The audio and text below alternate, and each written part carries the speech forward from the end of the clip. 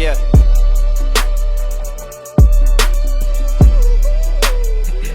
Look.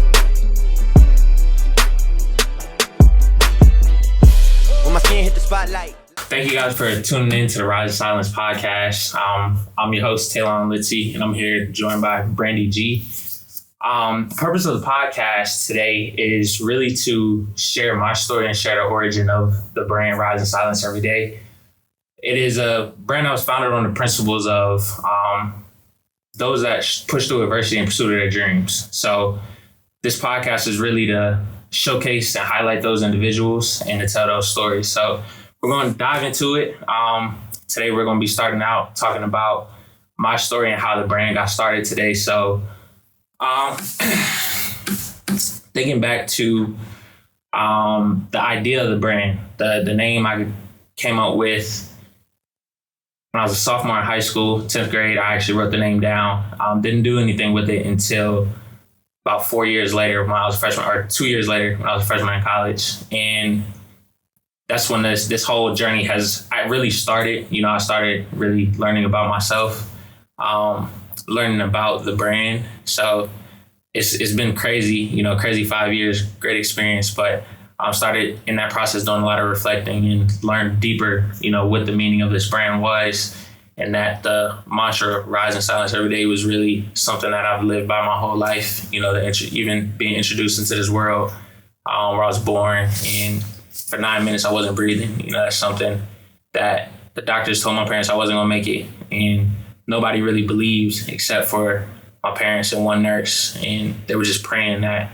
I would be able to take my first breath and that I would, be able to have a successful life. And here I am today, able to start a clothing brand. So it was crazy, just having that realization that like the day I entered this world, that was what I was doing, Rising in Silence every day, pushing through adversity. So you've been pushing through adversity since the moment you stepped onto Earth. Yeah. And let me backtrack a little bit and ask you, you said that you wrote this in your high school notebook, the concept of Rise. What sparked this idea 5 years later?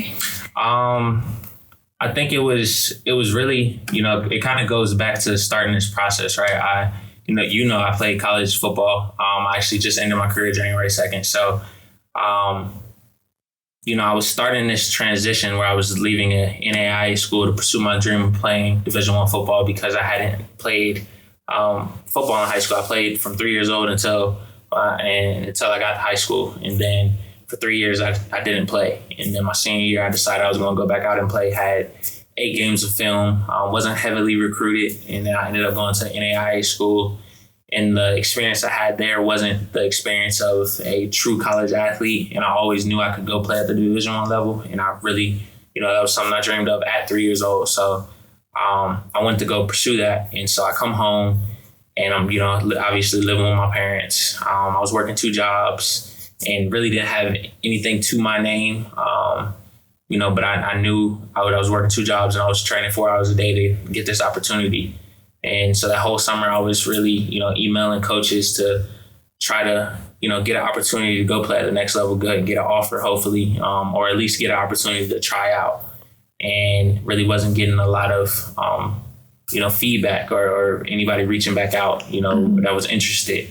And, it was kind of like a switch flipped in my mind that no matter what, there wasn't going to be anybody that was able to deny me from this, what I was pursuing. And, in that time when I made the decision that, I was, no matter what, whether I was denied, I was going to find a way to get in the door, is actually when I started the clothing brand as well. And, it's kind of taken off since then. It's been it's been an amazing journey to see the growth in myself, to see the growth in the brand. Cause obviously, 5 years and this is the first time, doing a podcast, it's a completely different logo than when I started.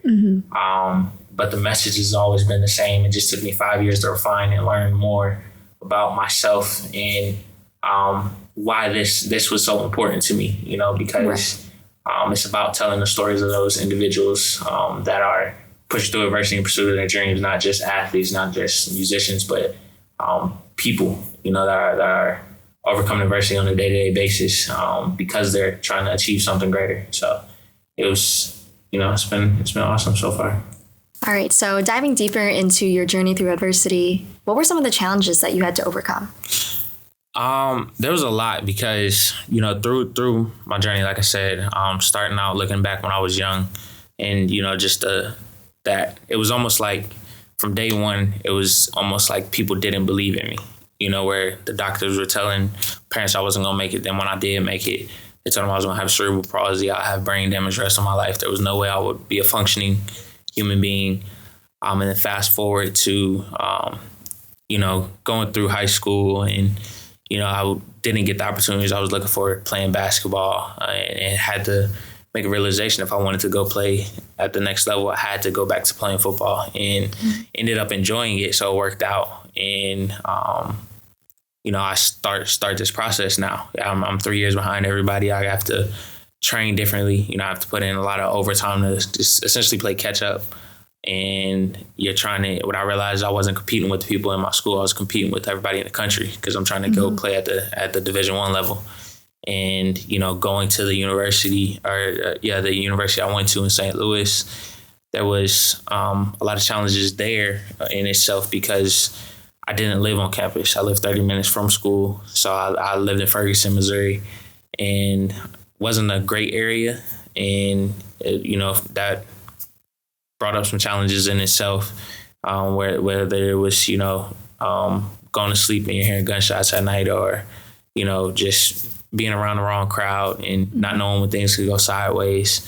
But then there was actually a point in time where things started shifting, where I had to get a job as well. So I was playing football, going to school, working minimum wage, and I wasn't making enough money but barely pay for gas. And so we would go days without eating, and, it was having to make a decision. Was I going to go to class today or get some food? And at our school, if you missed 3 classes, you were failed for the semester. So you couldn't miss class. You had to be there. And it was, that constant thing where, now you're hungry all the time. And when you're hungry, you start thinking differently. You start not making the best decisions. And, I'm still having to go be a college athlete as well and go perform on Saturdays and be expected to be strong and show up at workouts and, be a leader on the field. And, all these adverse moments, on top of my coach found out that I was thinking about potentially transferring, and he benched me for that. Wow. So, there's a lot you go through there. And I was an 18-year-old kid, and I knew I wanted to find my way in the world. So I didn't call home and say, Mom, Dad, I need help. I was like, I got to figure this out, figure out how to, survive on my own. So that independence coming in as an 18-year-old. So you had a lot on your plate. Absolutely. And knowing you now and today, everyone who knows you always have a lot on your plate, but absolutely. You're still continuing to push through. So what does motivate you on a daily basis? What are the top 3 things that make you really step back and think, this is why I want to keep on doing what I love and keep growing? Absolutely. I would say now, definitely my 2 kids. I would say that's number 1, over everything, them 2. And then the second would be just remembering your why. My why is bigger than just my family. I realize I have an opportunity and a vision that goes beyond just what I'm doing, that my vision will be able to help so many other people and create opportunities for other people. So that motivates me getting out of bed too, because it's you have this sense of like knowing it's not just about me. What I'm doing, there's somebody that I haven't even met yet that in 4 years, 5 years, 20 years, whatever, needs me to be the best version of myself, So that would be number 2. And the third would be that I prayed to be in the position I'm in today, to have this platform, to be able to start this podcast, to be able to help other people, and that's the goal of everything I do, is to be able to make a change in this world for the better. And the impression that I leave whenever my time comes is to, change somebody's lives. So it's been great. Like we always talk about, the adversity that I've faced in my life has kind of shaped me to the point of where I'm at now. Mm-hmm. So I think it's changed my way of thinking, has grown me up a lot, made me mature. And, it's awesome, honestly, to be able to sit back sometimes and just reflect and, look at how far you've come in your journeys. Right. And just backtracking again, you said Rise was an idea that you had when you were in high school. And from 18 to 24 now, that's a big time gap. What changed over those years that made you finally settle down and think this is the time to start and change and transition from sports to, essentially prioritizing your entrepreneurship? Yeah. I think it goes back to a few things. One, through my journey, we were talking about that, different adversities I faced, I got to learn more about myself and learn more about how much my journey aligns with this brand and how that story is something that a lot of people can relate to, pushing through adversity in pursuit of their dreams. There's a lot of people that are out there in the world doing that.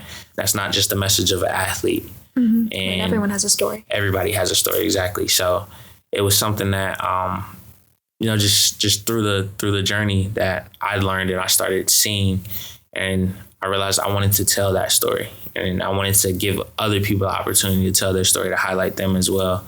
So, the vision for this was something that I just knew I couldn't let die, and I had to find a way to make it happen, no matter how many times I felt like I was failing, and even like we talked about, the logo is completely different. If I showed you the first logo, it looks nothing like this. Right.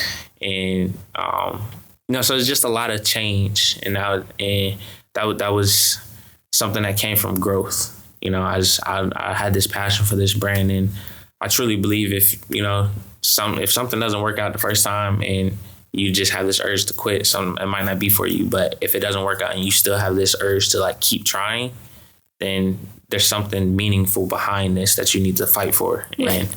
And the first couple runs with it didn't really work out how I wanted it to. But now, coming to the end of my college football career, and now I have time to really try to dedicate to it. I got to make it work. That's, no matter by any means necessary, we're going to make this thing be what it's supposed to be, because I believe truly that it has the power to impact so many people. Right. And, whether it's my story, me telling my story, or we have a guest on here one day that tells their amazing story, and it'll be able to impact somebody, that's the hope for it, So why shift to this now? I think it was just, I was at a point in my life where I was ready to pursue my other passions, and this was one of them, to be able to showcase those people and tell their stories.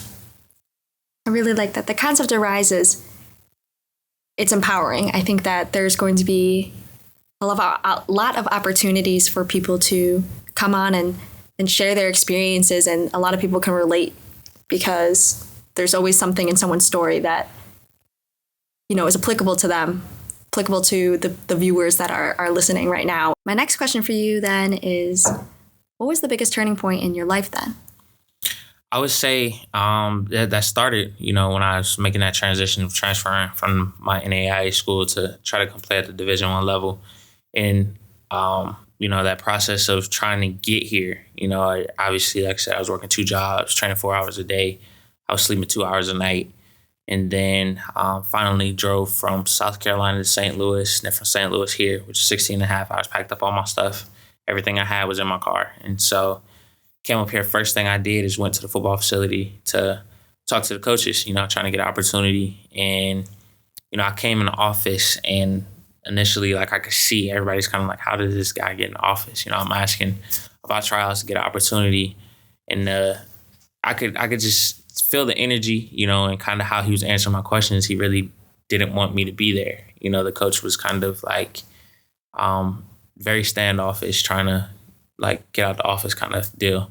So I ended up having to wait for one of the guys to come for about 20, 30 minutes. And he comes and, tells me, oh, you can't try out until September 3rd.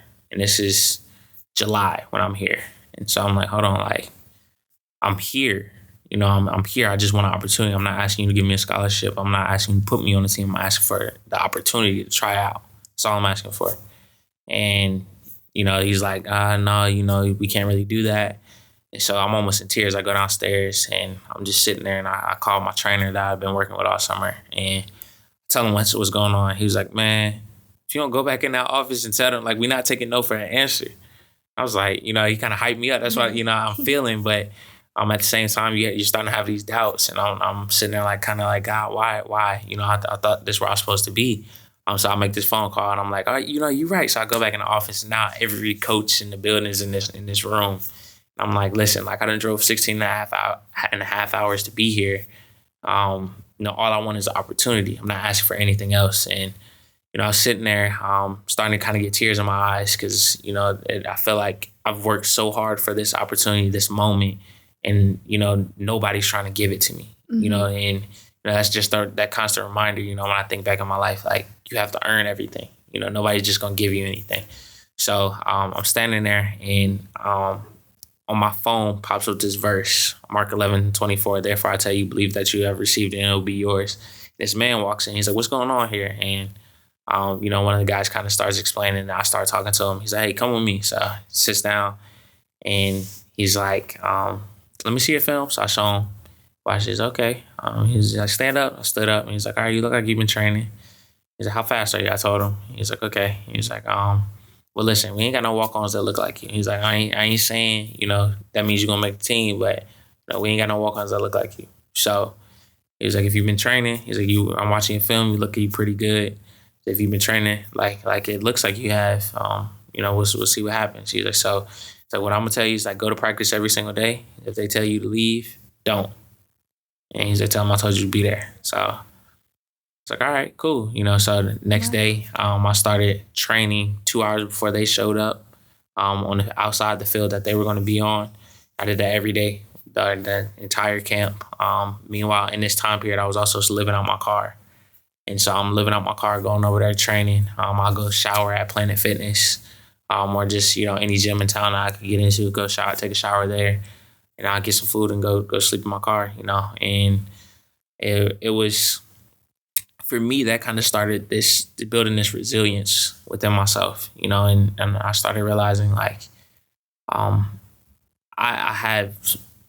don't know how to explain it, but I'm very persistent. I'm very determined. If I set a goal, I'm going to, by any means necessary, try to go achieve it. And so, that whole month goes by, and we don't have tryouts until, it wasn't even September 3rd. I think it was like September 6th. So they had played 2 to 3 games. And I went to every single game because in my mind, I was already on the team. Even though I was a regular student at this time, in my mind, I was already on the team. So, I went to every single game. There was 2 home games, and then we played in Chicago for 1 game. And I drove to Chicago and went to go see him. And we have the tryout. There was 60 people at this tryout. I didn't talk to anybody when I came in. I was there an hour before the tryout started, warming up, getting ready, and have the tryout. And only 4 of us made the team. And so now starts this process of, all right, you have been working so hard to get here. Now what do you do? What are you going to accomplish while you're here, right? And I remember I prayed for 3 things that summer before I transferred here. I was like, God, if you can get me into school that I know I'm supposed to be here, get me into school, get me on the team, and I want to earn a scholarship. Those are 3 things I prayed for. So, obviously I got into school. Now I done made the team. Now the journey for the 3rd one starts, trying to earn a scholarship. And for 3 years, I didn't play. I didn't play a single snap for the University of Illinois. I was a practice player, a scout team player, and every single day I made sure, like, I gave my all. And there was a lot of moments where it was very draining. You're giving your all and you feel like you're not receiving anything. And, and then you're dealing with stuff off the field, whether there's family issues or, school or whatever, And so by the 3rd year, this is around the time we're having a coaching transition. I now have a daughter. She was 3 months by the end of that season. Our coach gets fired and new coach comes in. And it was kind of like, man, like, I don't know what I'm going to do. Is he going to kick me off the team for being a walk-on, tell me to go find a new home, make me transfer, what was going to happen? So many unknowns. And he walks in and the first thing he says is, if you're in this room, I'm inviting you to come back. I want you to be back. And I was actually in the meeting with my daughter. And so I just remember, like, in that moment, I was like, I'm staying. And, I went and talked to him, and he told me, I'm not going to give out any scholarships, but, that you'll have an opportunity. And that was all I needed to hear, was that I would get an opportunity. So, fast forward about 6 months from January to April, or not 6 months, it was January to April, so it was at 4 months. And I ended up getting put on scholarship. And, that was 3.5 years of, a lot of hard work. Yeah. And, I finally achieved it. But what that taught me, and I said that, all that to say, like, what that taught me is that if you're willing to put in the work and truly be consistent, and, a lot of people feel like, oh, if I don't get it in 6 months, I'm quitting. If I don't get it in a year, I'm quitting. But that shouldn't be like your mindset. If you're truly like bent on, this is what I want to accomplish, and you're willing to put the work in to do it, work until you get it. And that was what I learned. And that, I set my mind to do something, and I really put the time in to go after it. And I was focused that, I was going to get it by any means. And, I 3.5 years later, finally achieved that. And so that was kind of what sparked everything else in my life. That was like the shift for me, I guess. You have different moments in your life where you have these different turning points. And, it kind of, I don't think our lives are ever just a straight line. We always have a turning point. And for me, that was the one that I would say has put me on the path that I'm on now, where I realized that I had a bigger purpose than just football. And, that 3 years prior to it, I was refining who I was, to now finally get a platform where I could start being a role model, and having the confidence in myself to go out and tell my story to the world, and be vulnerable, and open to talk about what I've been through and how it's got me to the point I'm in now, and to be able to open myself up to doing this, starting a clothing brand, really, and putting my all into the clothing brand, and trying to grow this thing. So,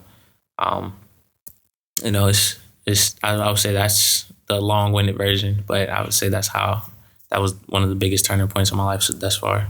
Yeah, no, that's super empowering. I mean, you had to come through so many obstacles. And in my opinion, I think it takes a lot of dedication, hard work, and really good support system, not only around you, but just for yourself. You're overcoming as an individual, right? Absolutely. So in those 3 years, I'm sure there was a lot of points in your life where you're thinking, man, I should probably quit, So how did you overcome that? I would say that would be going back to my why. There's been multiple prayers that, I think have manifested in my life, but two of the biggest ones was one, I remember I asked God for 3 things, get me in school, get me on the team, and then I wanted to earn a scholarship. And, that was always at the forefront of my mind, that in those 3 years I hadn't earned it yet. So I can't say I fully lived it out, what I was trying to accomplish, because I didn't earn the third one yet. I felt like he set me up for the first 2. I'm going to earn this one eventually. And the second would be, I prayed to be in a position where I could impact others, to use sports as the catapult to get the platform that I was trying to get, to be able to be a positive role model for others. So in those hard times, I would just remember my why. I would remember what I prayed for and what I asked for, and how much work I put in to get these things, and how much I learned on those journeys, on the journey, I think it's when you really dedicate your time and you dedicate so much of yourself to something, that it makes it hard to quit. It makes it super hard to walk away, even in those moments where you feel at your lowest and you feel like you have nothing. There's always just that, but I've done so much. You know what I mean? I've dedicated so much to it. You can't ever just put it down and just walk away, clean slate. It's never going to, I think when you truly dedicate yourself, you'll never be able to do that. So there were definitely a lot of moments, that I had those thoughts. And, even I started having to go through, I started my mental health journey, understanding how important it was because of this journey, and how low I got at times. I realized that for me, how much I dedicated to it took a toll on my mental health because I wasn't receiving anything. Where I felt like I wasn't receiving anything, I should say. I was learning so much about myself, but I didn't realize I was learning about myself. And there was just so many low points that I had hit rock bottom a few times. I was definitely suicidal. But it was just, I felt like I had more to do, and I had something to prove to not just the world and all the people that were doubting me, but the people that supported me and to myself. I would say the biggest person to myself, because I believed I could be here and I could be successful here, and I hadn't been yet. So it was like, are you going to quit and not be successful at it? Or are you going to keep working and give it your all? And if you're not successful at it, then you can at least say, like, I gave everything I had, versus saying I quit before I finished. So I think that's kind of what fueled me to keep going. And then obviously when I had my daughter, that was even more of a motivation to show her what it truly looks like to go achieve her dreams, even though she's so young. But still, like, even in these young stages, she's learning so much. So to show her, like, this is what your dad has done, to try to go achieve his dreams. And in that process, I've been able to build a pretty strong platform to actually start making a difference, to start a nonprofit, and to, do more with the clothing brand and be able to leave an impact on this earth. Right. So it's not just about yourself anymore. At this point, you have this small little girl who's looking up at you, looking up mom. And when she grows up, she's going to see all the success that you had in your life. And she's going to be able to see that it wasn't just you were handed everything to you. You pushed through that adversity and grew everything that you have today through that.